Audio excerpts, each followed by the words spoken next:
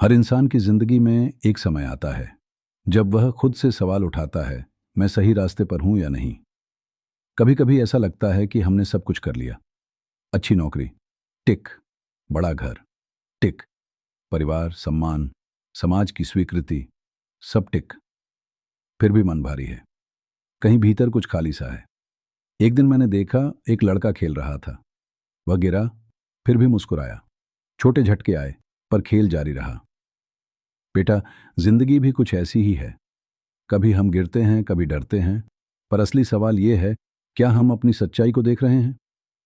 याद करो, अर्जुन युद्ध भूमि में खड़ा था। सिर पर युद्ध, चारों ओर जिम्मेदारियां, पर मन में भारी उलझन। क्या करना सही है? तब उसे समझ आया, रास्ता केवल जीतने या हारने में नहीं, बल्कि अपने मन की सच्चाई को स्वीकारने में है।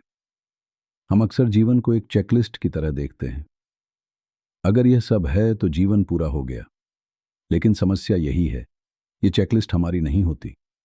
ये समाज ने हमें पकड़ा दी होती है। बेटा, यही उलझन है। हम सब इसे महसूस करते हैं। देखो, वह नदी शांत लगती है, पर भीतर बह रही है, कभी तेज कभी धीरे। छोटे पत्थर फेंके जाएं, लहरें उठें, फिर भी नदी अपना रास्ता बनाती रहती है। देखो, वह पेड़, न ऊंचा न फलदार, कोई उसकी तस्वीर नहीं खींचता। फिर भी दोपहर की धूप में एक थका हुआ इंसान उसकी छाया में बैठता है और वह पेड़ उसके लिए अनमोल बन जाता है। अब बात करते हैं ईमानदारी से जीना। अपनी भावनाओं को दबाना नहीं, बल्कि उन्हें समझना और स्वीकार करना। दूसरों के सामने दिखावा करने के लिए झूठ बोलना छोड़ देना। छोटी छोटी जिम्मेदारियों को पूरी निष्ठा और ध्यान से निभाना, चाहे कोई देखे या न देखे। अपने समय और ऊर्जा को केवल व्यर्थ की चिंता में नहीं, बल्कि अपने काम और रिश्तों में लगाना।